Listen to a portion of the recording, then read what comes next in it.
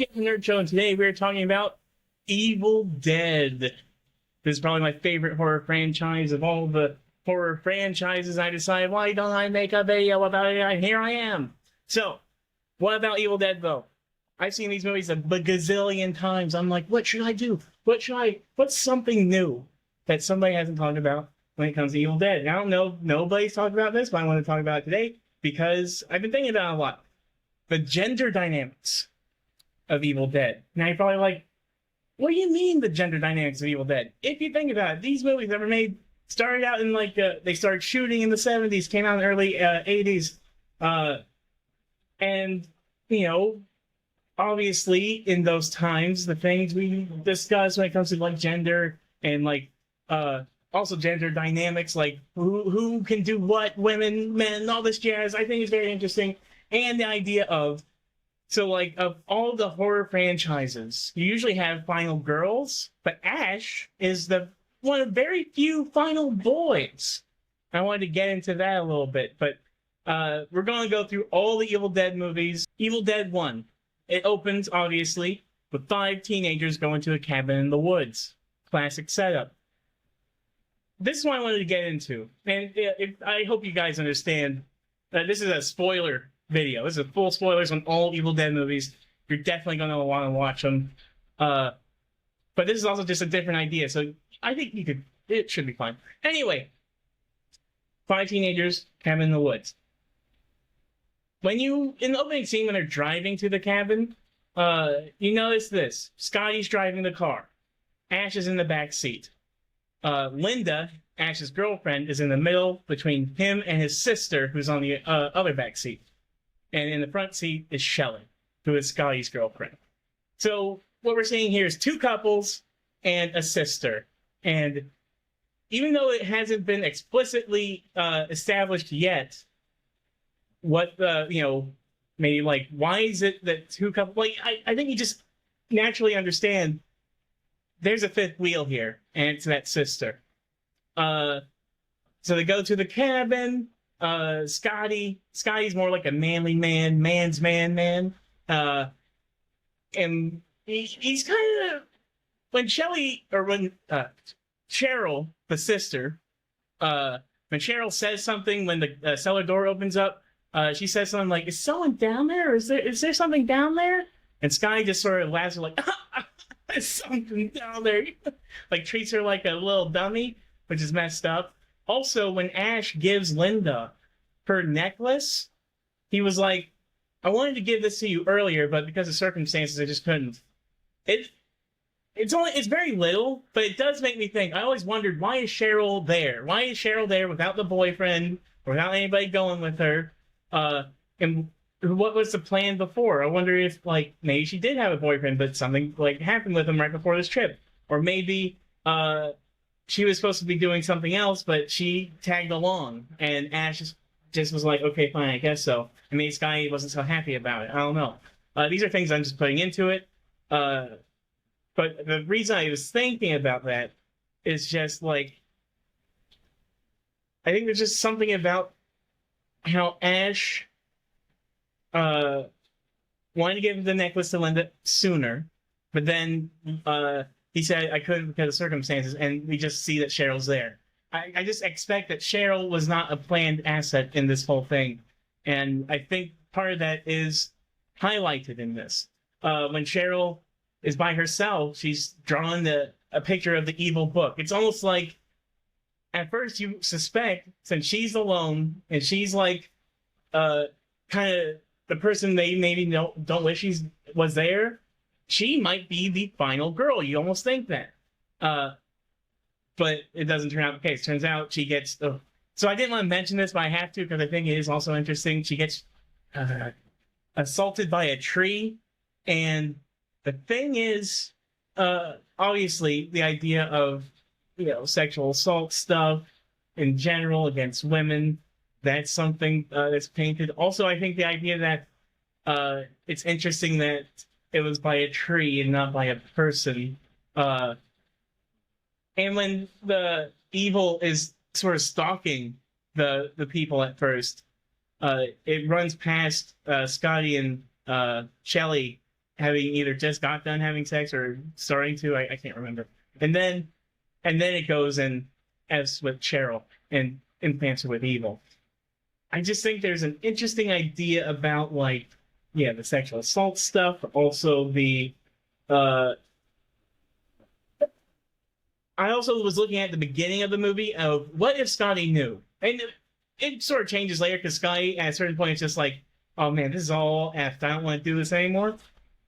But I was also thinking about like Scotty's the one, it's Scotty's buddy who let him know about this cabin. Scotty kind of treats the ladies with disrespect, like when Shelly dies or when they have to chop Shelly up. Ash is like, we can't bury Shelly. She's a friend of ours. And Scotty's just like, I don't care about her. I don't care about your sister. I want to get out of here. I think there's just something interesting about that. Also, Ash. So let's talk about Ash. Scotty, this whole time, is very much the guy to kill the demons. He's just like, let's just chop her up. Let's kill it. Kill her. Kill her. Kill it. He's the first one to sort of dehumanize Shelly. He chops her up and everything. And Ash is almost like too scared. He's like a wimpy bull. He's like, oh my god, I can't do it. He's like against the wall, like I can't do it. I can't. I think, and also his name is Ash. Ashley, Ash is short for Ashley. I think it's very pointed that Ash is kind of emasculated in a way in this movie. And I think it's very interesting. What else? Now on to Evil Dead 2. Evil Dead 2. This is a good Blu-ray of Evil Dead 2, by the way. So Evil Dead 2. Ash becomes the fifth wheel. So the first half of Evil Dead 2, it starts out with a remake of Evil Dead 1 in a way, basically. And what happens is he's retelling the story of what happened. I think it is interesting that he leaves out the friends when retelling. I also know it's just because they're just sort of trying to truncate what happened, trying to hurry up, like, let's just get the prologue over so we get to this movie. But I also like to think about it as Ash is changing the story in his head as to what happened. And the reason I say this is because later, way later in Ash vs. Evil Dead, it is acknowledged that it was him and his friends. But in both Evil Dead 2 and in Army of Darkness, they don't reference the friends or his sister. And you can take that as either him just sort of trying to erase that from his mind, or maybe as Ash gets more macho, he's just like trying to take charge of the story a little bit more and becoming more of an unreliable narrator as he goes along, which is interesting. So yeah, as I was saying, so the first half of Evil Dead 2 is him being tortured by the death of Linda, and he feels terrible about it, and he cuts off his own hand. It's interesting. So yeah, he kills Linda, right? Linda had passed on the evil to his hand, but I also would think of that as almost him regretting that he had done that, and so maybe he's cutting off his hand by his own sense of righteousness. Like, I done this, I should cut off my hand because I've done this terrible thing.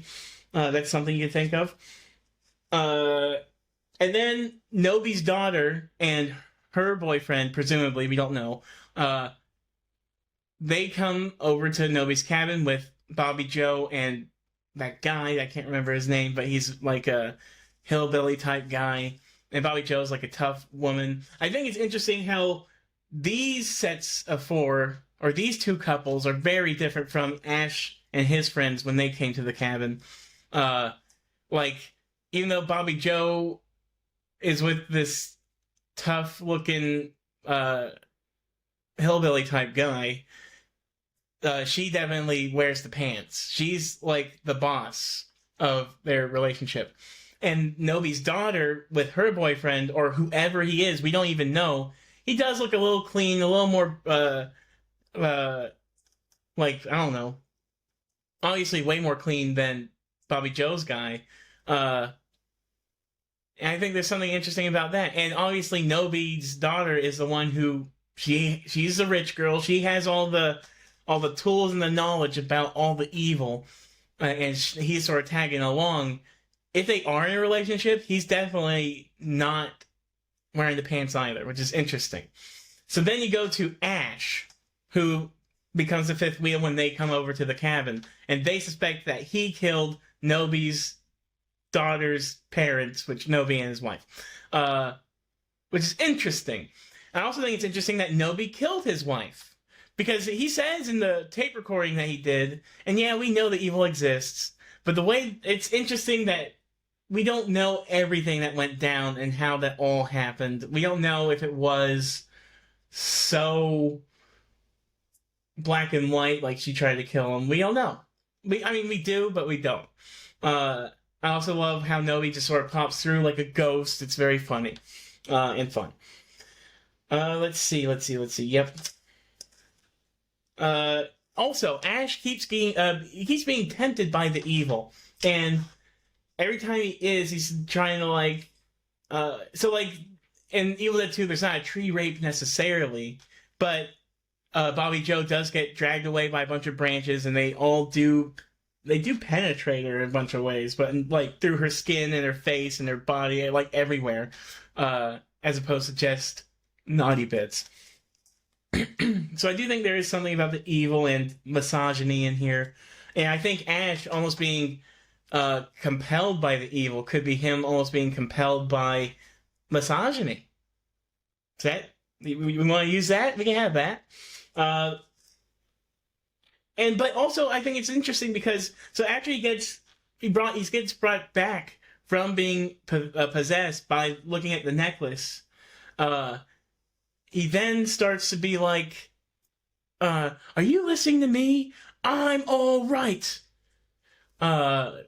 To Nobi's daughter. And I think it's interesting how it's almost like he's getting more tough, but he's also trying to be like, I am good to women. This maybe is what he's trying to say. I don't know. You can tell me on BS later. Whenever. Army of Darkness. Oh yeah, so he gets sucked back in time because of everybody dies.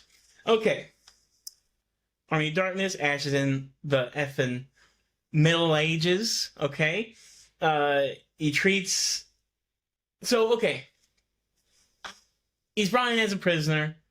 He wins the respect of everybody just because he can beat the fudge out of evil very efficiently and very well. He is probably at his peak manhood, peak manliness right here in this movie. And I think he is kind of sniffing his own farts a little bit, because he is surrounded by a bunch of dummies, and he knows he's surrounded by a bunch of dummies, but he's also a bit of a dummy. And so he's like, well, hey, maybe this ain't too bad over here. That woman, I can't remember, Sheila in Army of Darkness, she thinks that Ash was related to the death of her brother, and so she sort of treats him like garbage at first, but then, as soon as he proves to be a good guy, she tries to apologize, but Ash just is like, first you want to kiss me? First you want to kill me, now you want to kiss me. Blow. He's such a jerk. He's like a mega jerk to her. Like a massive jerk. And then eventually, she does break him down because he does go too far, and he's like, okay, man, I went a little too far. And then they get on and everything. And then he goes on to go try to defeat the evil. So here's the thing. When he gets to those 3 books and he says the wrong words because he didn't give a flip enough to remember those words, this is part of his toxic masculinity. And the wise man, it's literally the wise man. And he didn't care enough to listen to the wise man to remember those words. And I think that's his effing, he's a dude for that, obviously. So yeah, and because of this, during that moment, or around this time, Evil Ash gets born. Evil Ash gets born through not his fault. He's just being chased by evil when he was on his journey. But then, he kills Evil Ash, and when he F's up with the books, Evil Ash comes back and basically leads the dead. Probably because he has a similar respect from the Deadites as Ash did with the townspeople of that town, or whatever.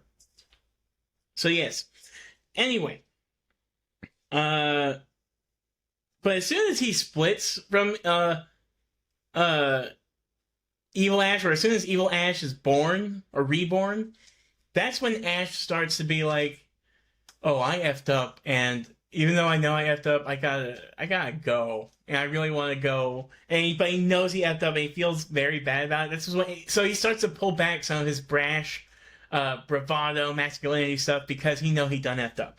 Okay, moving on. Uh, Evil Ash kind of f's up Sheila for a bit. Oh no! So first, Ash comes back to the town. They're like, "Hey, what happened? Did it work?" And he's like, "Look, I got the book. I said the words. The words are I effed it up." And Sheila's like, "Wait, but what about all the pleasant things you said?" And he's like, "Oh, that's just pillow talk, baby." Yeah. So like he's a loser, and he's shown himself to be a loser, and he has to take steps towards redeeming himself with the townspeople and help them defeat Evil Ash.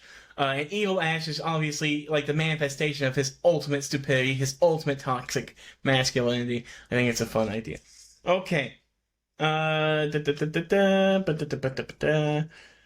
want to discuss the alternate ending for Army of Darkness. I saw the director's cut. That was the first ending I saw, was him ending in the future. And I showed some friends the director's cut of Army of Darkness for the first time, for them, I guess. And when they saw that ending, they were like, "Nah, bring me the theatrical ending." Which I like the theatrical ending. It is a good button to end the trilogy. Don't get me wrong. However, one, if it ended with Ash taking too many drops, going to the future, it's basically the setup of Evil Dead 2 again. We probably would have had an Evil Dead 4 way sooner than Ash vs. Evil Dead. And also, I do like the idea of maybe Ash learned a little bit of some lessons, but he still has more lessons to learn. And I like the idea of he just has to keep going through time and trying to be, like, I don't know, try to get back to his time and try to defeat evil, and also maybe try to be a better person or worse person. The more brash and masculine he gets, the better he is at killing the Deadites, but also the worse person he is to talk to or hang out with, I guess. Ash vs. Evil Dead, right quick. I only watched the first episode just to sort of re-see it, but I think it is interesting that Ash is, he remembers everything that happened. He's sort of stuck in working in a department store again.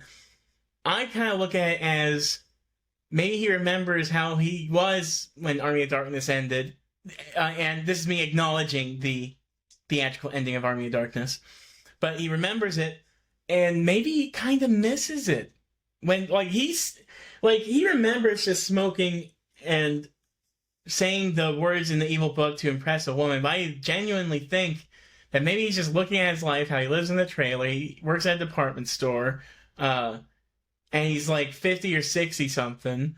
He might be just like, take me back to when I was fighting evil. And when the evil comes back, he is kind of back in his prime. Kelly, his co-worker, who is younger than him and doesn't really look at him with much respect, when she sees him kill some demons, she's like, wow, look at that guy. And he was like, I told you you'd think about it. I do think it's very interesting. I also think it is interesting how Ash vs. Evil Dead ends the same way as Army of Darkness, the director's cut ends. It ends with him in a post-apocalyptic future. And I think it's supposed to, I really just want to know what that means. Why do they keep doing that? Is it because of what I wanted, where he just keeps traveling through time and all this stuff? Or is it because he's supposed to, like, I don't know, meet new people, learn new things? I don't know. There was a comic a long time ago where Ash and Xena had a crossover. And I thought that was an interesting idea of, like, oh, let's take this dumb masculine guy and put him next to, like, the strongest female warrior. That's interesting. Moving on. Evil Dead, the remake.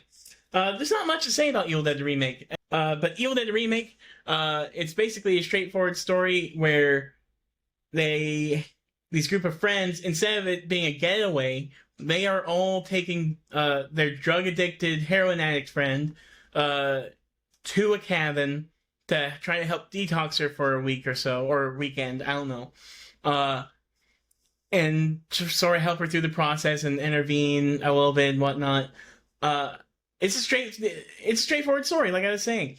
I also like the idea of when these movies happen, I always think of whose fault is it for starting the evil and whatnot. And this one's a little less clear.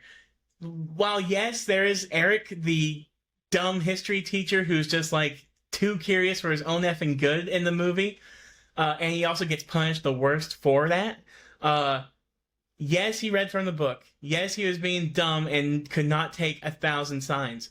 But they are all at the cabin because of Mia, because of her addiction, and because of her problems. And I think that's very interesting. And I also think it's very interesting how they sort of reuse the themes of some of Evil Dead with the dualism and Army of Darkness with Ash fighting evil Ash. At the end of this Evil Dead, Mia has to fight an evil version of herself and perhaps a representation of her addictions and her problems and all that jazz. Very interesting. One thing to note is Fede Alvarez, who wrote the movie, had tried to get Diablo Cody to come on for rewrites or notes because Diablo Cody is a great woman's writer. She's a great woman writer who, at the time, she did Juno, Jennifer's Body, and recently, very recently, Lisa Frankenstein. And I listened to podcasts of both of these people, of Fede Alvarez and Diablo Cody, when they both were asked about it. And Diablo Cody was basically like, I didn't really want to give any notes because it was a pretty good story. It was a straightforward story about drug addiction. I do think when it comes to men trying to make stories about strong women, it's just like, write a story with themes, and then the protagonist just so happens to be a woman.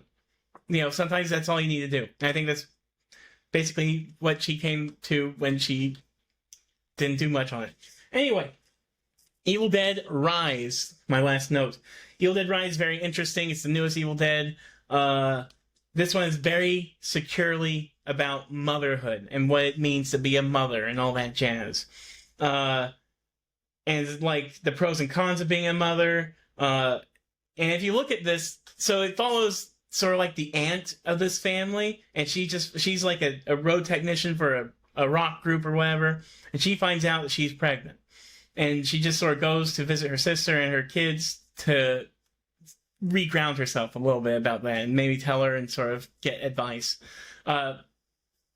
And her sister is cool, and her kids are cool. One of her kids is like very world friendly about and protests and stuff, like very much like about global warming.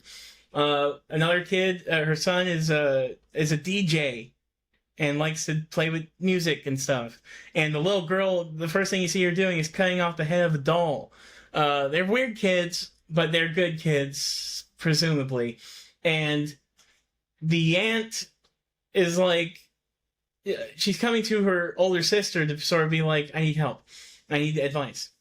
But then she finds out that her older sister is not in the best of places either. She is being evicted. They all have to be out by the end of the month.